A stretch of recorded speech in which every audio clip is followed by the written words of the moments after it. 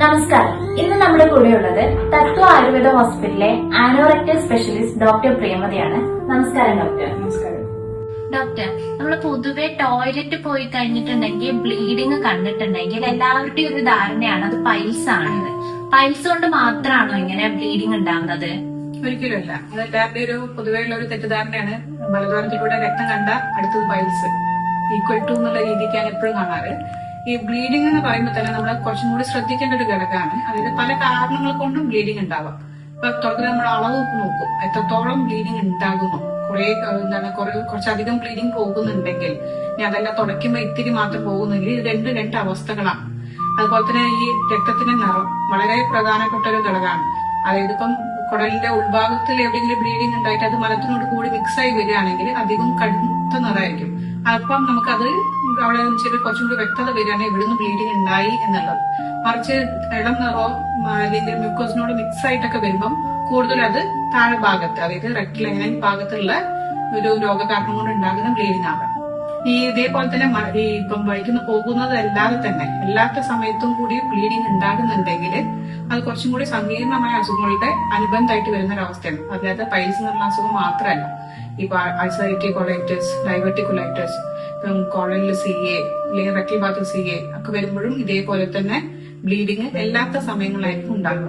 പക്ഷെ ഇത് മാത്രമാണോ ഇല്ലേ എന്നുള്ളത് നിർണ്ണയിക്കണമെന്നുണ്ടെങ്കിൽ നമുക്ക് ഒരു ക്ലിനിക്കൽ എക്സാമിനേഷൻ മാൻഡേറ്ററി ആണ്. അതായത് ഒരു ഡോക്ടറെ അടുത്ത് വന്നു ഒരു ബ്ലീഡിംഗ് വരുമ്പോഴേക്കും നമ്മൾ അതിനെ പൈൽസ് എന്നുള്ളത് മാത്രമായിട്ട് ചുരുക്കാതെ അത് രോഗം നിർണ്ണയിക്കുന്നതാണ് ഏറ്റവും വലിയൊരു ഘടകം. അപ്പൊ അവിടെ നമ്മൾ എന്താണ് ഒരു ആനോറക്ടൽ എക്സാമിനേഷൻ, അതായത് മലദ്വാര പരീക്ഷണം ചെയ്തതിന് ശേഷം എന്താണ് അസുഖം എന്നുള്ളത് വ്യക്തത വരുത്തിയിട്ട് വേണം എന്ത് ചികിത്സയും സ്റ്റാർട്ട് ചെയ്യുന്നത്. പൈൽസ് പോലെ നമ്മൾ കോമൺ ആയിട്ട് കേട്ടിട്ടുള്ള ഡിസീസസ് ആണ് ഫിഷർ, ഫിസ്റ്റുല എന്നുള്ളതൊക്കെ. എന്താണ് ഇതൊക്കെ മാം? നമ്മളിപ്പം മൂലവ്യാധികൾ എന്ന് പറയുമ്പോൾ പലരും പൈൽസ് എന്നാണ് പറയാ പൊതുവെയായിട്ട്. പക്ഷെ അവിടെ ഒന്നിലധികം അസുഖങ്ങളുണ്ട്. അതിലിപ്പോ വളരെ കോമൺ ആയിട്ട് കാണുന്ന മറ്റു രണ്ട് അസുഖങ്ങളാണ് ഈ പറയുന്ന ഫിഷറി നാനോ അല്ലെങ്കിൽ ഫിസ്റ്റുല നാനോ എന്ന് പറയുന്ന അസുഖം. ആദ്യം ഇപ്പൊ പറഞ്ഞ ഫിഷറി നാനോ നമ്മള് ചെറിയ കുട്ടികളിൽ വരെ ഇപ്പം വയറ്റിന്ന് പോകുമ്പോ മല ഉറച്ചു പോകുമ്പോ ഒന്നാമത്തെ ദിവസം രണ്ടാമത്തെ ദിവസമായിട്ട് വയറ്റിന്ന് പോകുന്ന സമയത്ത് ഉറച്ചു പോകുമ്പോൾ മലദ്വാരം വേണ്ട രീതിക്ക് വികസിക്കാതെ വരുമ്പോൾ മലദ്വാരം ഉണ്ട് കീറുക എന്നുള്ളൊരു അവസ്ഥ പറയും. അതിനാണ് നമ്മൾ ഫിഷറി നാനോ എന്ന് പറയുന്നത്. ഇത് കുട്ടികളുടെ സ്വാഭാവികമായിട്ട് 7 ദിവസം കൊണ്ട് തന്നെ ഉണങ്ങി പോകും. അതൊരു നീറ്റലോടും വേദനയോടും കൂടിയായിരിക്കും, പുകച്ചിലും കാര്യങ്ങളൊക്കെ ആയിരിക്കും ഇതിനനുബന്ധ ലക്ഷണം എന്ന് പറയുന്നത്. വലിയ ആൾക്കാരിൽ പ്രത്യേകിച്ചും ഒരുപാട് ജോലി ചെയ്യുന്നവരിലും ഡയറ്ററി ഹാബിറ്റ്സ് വളരെ മോശമായിട്ടുള്ള ആൾക്കാരാണ് ഇത് കൂടുതൽ കാണാറ്. അങ്ങനെയുള്ളവരിൽ എന്താ വെച്ചാല് ഈ മുറിവ് ഉണ്ടാകുന്നത് റിപ്പീറ്റഡ് ആയിട്ട് വരുമ്പോൾ, അതായത് ഒരു മുറിവ് ഉണ്ടായി ഉണങ്ങാനുള്ള സാവകാശം കിട്ടുന്നതിന് മുന്നേ വീണ്ടും വീണ്ടും ഈ ഫിഷേഴ്സ് റിപ്പീറ്റഡ് ആയിട്ട് വരുമ്പോഴാണ് അതൊരു ഡിസീസ് കണ്ടീഷനായിട്ട് മാറുന്നത്. അപ്പൊ നമ്മൾ അതിനനുസരിച്ചുള്ള ചികിത്സയും കാര്യങ്ങളായിട്ട് പോകേണ്ടി വരും.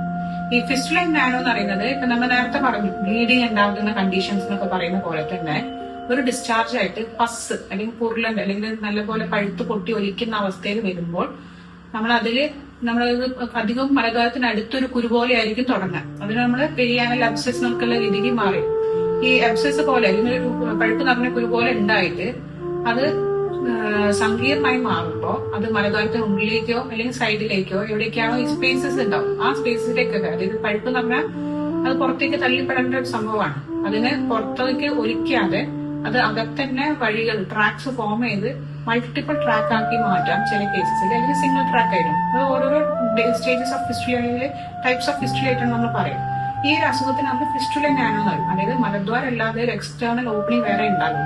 അത് ഒരുപക്ഷെ മലദ്വാരത്തിനോടായിട്ട് കമ്മ്യൂണിക്കേറ്റ് ചെയ്യാം, ഇല്ലാത്തതും ആകും. അതിലൂടെ പഴുപ്പ് നിറഞ്ഞു പോകും, രക്തത്തോടും കൂടി ഒക്കെ ആയിട്ട് ഉണ്ടാകുന്ന ഒരു അവസ്ഥയാണ് നമ്മൾ ഈ പറയുന്ന ഫിസ്റ്റുല നാനോ എന്നുള്ളത്. ചിലർക്ക് മലദ്വാരത്തിനുള്ളിൽ കൂടെ തന്നെ പഴുപ്പായിട്ടും പുറത്തേക്ക് തള്ളി വരാറുണ്ട്. പക്ഷെ അത് ഫിസ്റ്റുല നാനോ ആണോ എന്നുള്ളത് കൺഫർമേഷൻ ചെയ്യേണ്ടതുണ്ട്. ചില കേസസിൽ ഇപ്പൊ ക്രോൺസ് ഡിസീസ് പോലത്തെ അസുഖങ്ങളിലും പഴുപ്പ് മലദ്വാരത്തിലൂടെ വരാറുണ്ട്. അത് പ്യോർലി ക്രോൺസ് ആണോ ഫിസ്റ്റുല ആണോ എന്നുള്ളത് ഡിസ്റ്റിംഗ്വിഷ് ചെയ്യേണ്ടത് ത്രൂ എക്സാമിനേഷൻ ആണ്. എല്ലാവരും പൊതുവെ പൈൽസ് അല്ലെങ്കിൽ മൂലക്കുരു എന്ന് പറയുന്നത് ഒരു മൂലവ്യാധി മാത്രമായിട്ടാണ് കൺസിഡർ ചെയ്യുന്നത്. എന്താണ് ഇൻഡെപ്ത് ആയിട്ട് പൈൽസ് എന്ന് പറയുന്നത്? നമ്മളിപ്പോ പൈൽസ് മോഡേൺ ഹെമറോയിഡ്സ് എന്ന് പറയുന്നതും ആയുർവേദത്തിൽ അർഷിസ് എന്ന് പറയുന്നതും റീജിയൻ വൈസ് അല്ലെങ്കിൽ സ്ഥാനികമായി നോക്കുമ്പോൾ ഏകദേശം ഒരേപോലെ ആണെങ്കിൽ പോലും രണ്ടും വ്യത്യാസമാണ്. അതായത് അർഷ്യസ് എന്ന് പറയുന്നത് ശരിക്കും ഒരു ബ്രോഡ് സ്പെക്ട്രം ആയിട്ടുള്ള ഒരു അംബർല ടേം ആണ്. ആ ഒരു കുടക്കീഴിൽ ഒന്നിലധികം കാരണങ്ങൾ ഉൾപ്പെടുന്നുണ്ട്. അപ്പൊ നമ്മളൊരു ഹെമറോയിഡ്സ് മാത്രമായിട്ട് അതിനെ ലോക്കലൈസ് ചെയ്യാൻ പറ്റില്ല. അപ്പൊ അർഷ്യസിനാണെങ്കിൽ ശരി, നമ്മളത് മൂലകാരണം ഉദരത്തിൽ അല്ലെങ്കിൽ വയറ് തന്നെയാണ് വളരെ പ്രധാനപ്പെട്ട ഘടകം. അവിടുന്ന് വരുന്ന കുഴപ്പങ്ങൾ കൊണ്ട് സങ്കീർണമായി മാറിയിട്ടാണ് ഇത് പൈൽസ് എന്നുള്ള അവസ്ഥയിലേക്ക് എത്തിച്ചേരുന്നത്.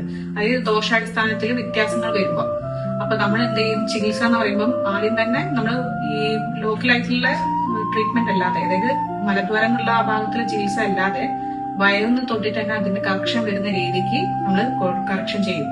അപ്പൊ അതിനെ കൊണ്ടുള്ള ഒരു ഗുണം എന്ന് പറഞ്ഞാല് ഈ പലർക്കുള്ള ഒരു തെറ്റിദ്ധാരണ ഉണ്ട്, അതായത് മൂലക്കുരു വന്ന അല്ലെങ്കിൽ പൈൽസ് വന്നാലൊന്നും ആരോഗ്യമാണ്, കൂടെ കൂടെ വന്നുകൊണ്ടിരിക്കും, അതിന് പ്രത്യേകിച്ച് ഒരു മാറ്റം ഉണ്ടാവില്ല എന്നുള്ളത്. അതാണ് ആദ്യത്തെ ഒരു തെറ്റ്.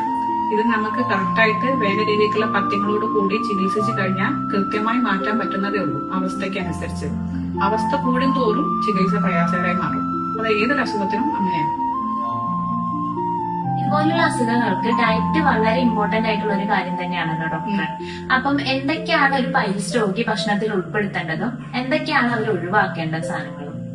നമുക്ക് വേണമെങ്കിൽ ജനറലായിട്ട് കുറച്ച് കാര്യങ്ങൾ പറയാൻ പറ്റും. അത് ഇന്നത് കഴിക്കണം, ഓവർ സ്പൈസ്ഡ്, ഓയിലി, അങ്ങനെയൊക്കെ ഒരുപാട് ഫൈബർ അടങ്ങി കഴിക്കണം, വെള്ളം കുടിക്കണം എന്നൊക്കെ പറയുന്നുണ്ടെങ്കിലും ഞാൻ ആയുർവേദ രീതിയിൽ നമ്മൾ ചികിത്സിക്കുമ്പോൾ ഓരോ പേഷ്യന്റിനെയും നമ്മൾ പ്രകൃതി അസസ്മെന്റ് ചെയ്യും.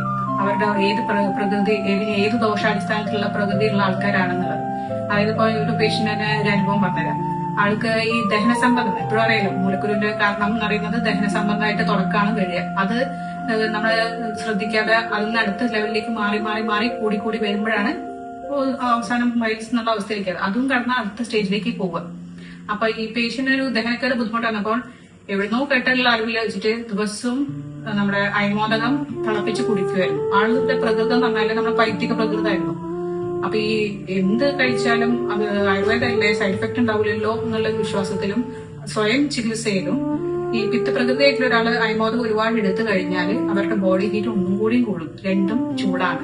അപ്പോൾ ഓൾറെഡി ബ്ലീഡിങ് മീൻസ് പൈൽസ് ഉണ്ടായിരുന്ന ഒരു പേഷ്യന്റ് ആയിരുന്നു, അത് ബ്ലീഡിങ് പൈൽസിലേക്ക് അത് അഡ്വാൻസ് ചെയ്തത്, പുരോഗമിക്കിയത്, അതായത് അസുഖം ഒന്നും കൂടി വളരെയാണ് ചെയ്തത്.